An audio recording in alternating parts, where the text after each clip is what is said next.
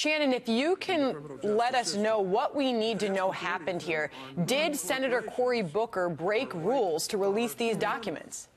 Well, that's exactly the question that I put to his staff, because I said to them, are you saying that these documents are still marked as committee classified or committee confidential, meaning they shouldn't be in the public sphere, or are you in some way claiming that these documents have actually been released? I have not gotten a straight answer from them.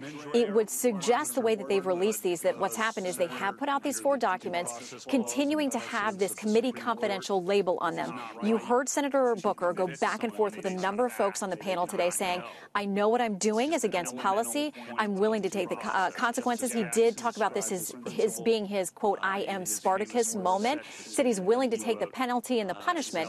Senator Cornyn, one of the most senior members, a Republican on this committee, said, I really want to ask you to reconsider what you're doing, flouting the rules that we have for these kinds of things. Senator Tillis, another Republican, said, are you now going to make it so that the Senate cannot be reliably trusted or be a trustworthy partner in handling sensitive documents? If we're going to say that you just throw them out, these rules about these documents or the policies about these documents anytime you so choose, then a number of the senators on the dais said, basically, that's what we're going to do. We don't feel bound by these rules or policies of the committee. They say we never voted on any of these rules or policies. I mean, they are set by the committee.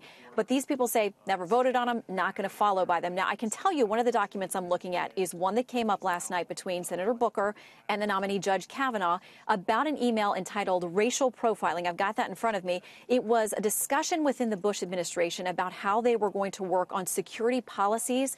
Keep in mind, this is dated January 2002, so this is literally just weeks, a couple of months after the 9/11 attacks. There was a debate internally about exactly how they were going to handle policies or guidelines potentially from the government with regard to security.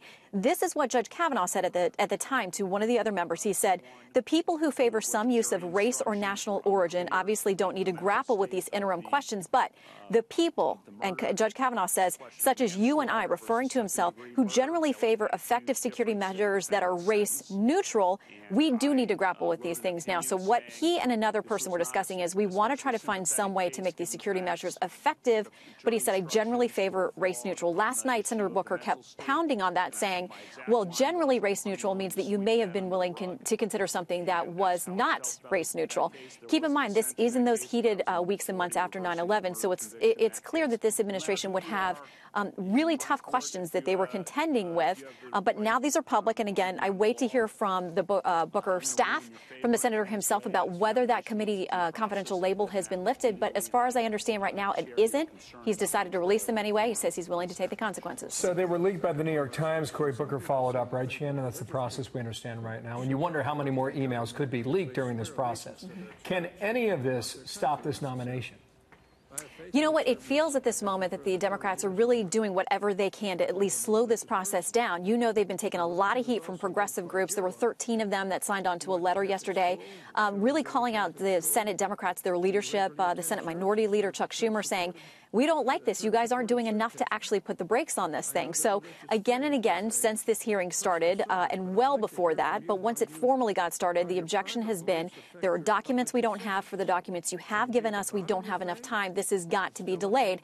Now today we're to the next level, which is we're just going to go ahead and release things that we think are pertinent to the American people.